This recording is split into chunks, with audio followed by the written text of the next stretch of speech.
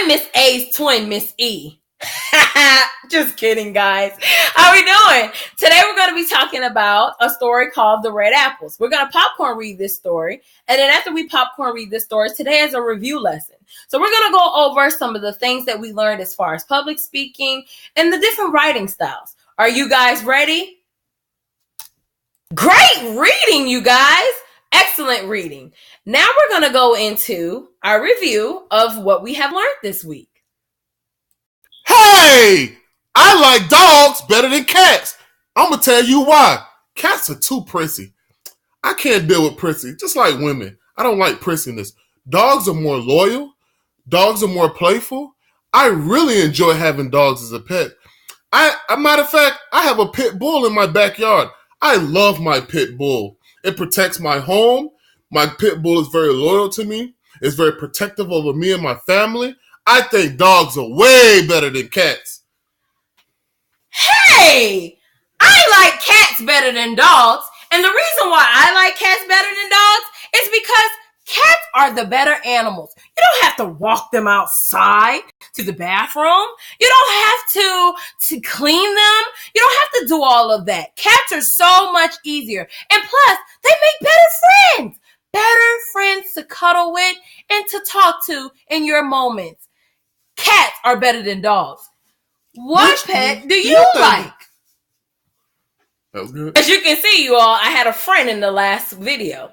In that video, we talked about persuasive writing / informative writing. Why is informative writing important? Who can tell me why?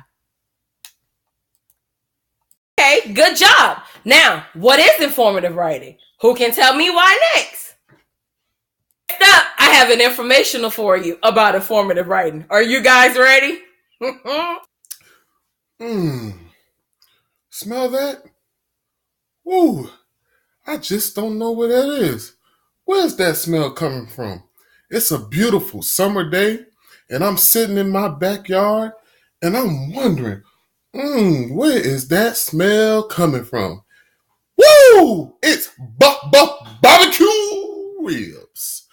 And here are 3 reasons why I love barbecue ribs. 1, because they are tender.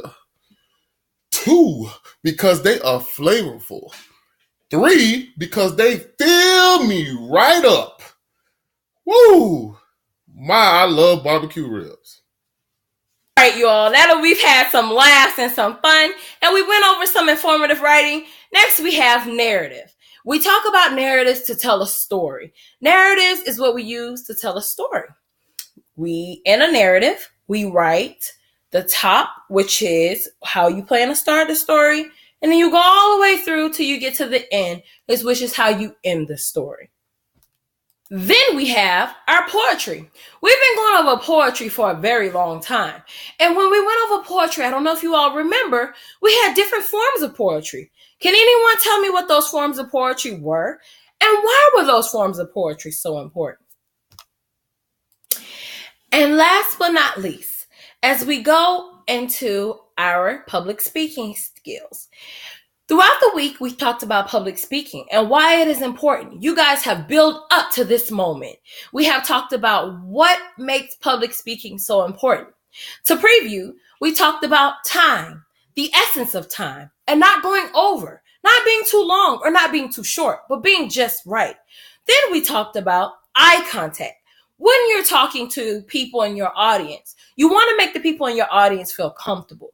You want them to know that they have your trust, that you're talking to them, that you're installing in them what you're saying. You're invested in what you're saying to them. Then we have persuasion. And I know we've been working a lot about persuasion. As you can see, we did these videos where I had a friend help me, and we, created informational for you all. Persuasion is important. And I can stress that enough. The reason why persuasion is important is because you want the person to buy into what you're saying. You want someone to agree or understand what you're trying to persuade to them. So persuasive in your public speaking is very important. Then we go into the rhythm. You want to make sure it's not too slow, it's not too fast. Like Miss A, sometimes Miss A has a habit of talking too fast. But you want to make sure in your public speaking that you are speaking at the great length. Like we talked about in the PowerPoint previously on our what is it called? We went through on our Prezi, and we talked about different things on the Prezi. And on the Prezi, you can see how Miss A stressed a lot about the rhythm. You want to make sure it's flowing. You want to make sure it's right. It's important, guys. Then we have the preparation and the purpose. Why? Why are we giving the speech? The preparation. We practice the speech. We go through the speech. We sit in front of the mirror. We talk the speech. We talk to our friends. We talk to our families. It's important to practice because when we practice, what are we doing? We're building that trust for someone to trust us as we're speaking. You want to build the trust while you're speaking. Then you have the volume. You want to make sure it's not too high or too low. Do not confuse this with rhythm, you all. Volume and rhythm are two different things.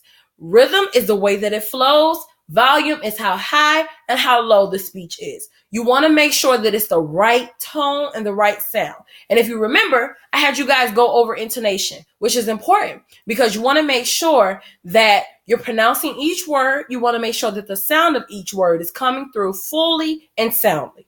And lastly, we have posture. When we talked about posture, we want to make sure that we're standing upright. We want to make sure we're aligned, and we want to make sure that we're focused on our audience. It's very important in public speaking to have those criteria.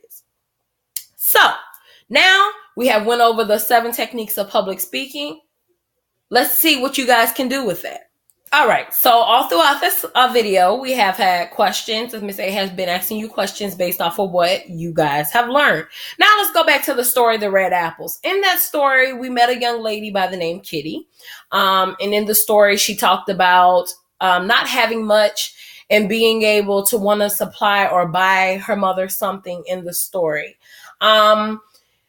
Throughout, after this video is over, you guys will have questions that you all will have to answer. And I just want to know some important things about, what you have learned from the video. So here's the first question about the video. I'm so sorry, guys.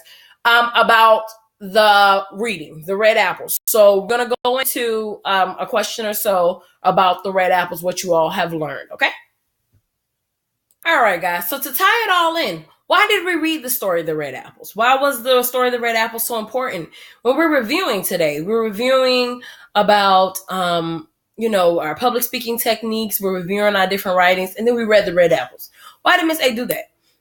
Who can tell me why? Why was the Red Apple so important today? What does it tie into that we've already learned about? Great job. If you haven't said it already, we tie into the red apples because in this story, she's persuading the shop owner to give her this red apple so that she can take home to her sick mom. She's begging this guy. She's basically telling her reasons as to why it's important that she gets this apple to be able to take it home to her sick mother. So yes, I use this story today to express the importance of a persuasive writing.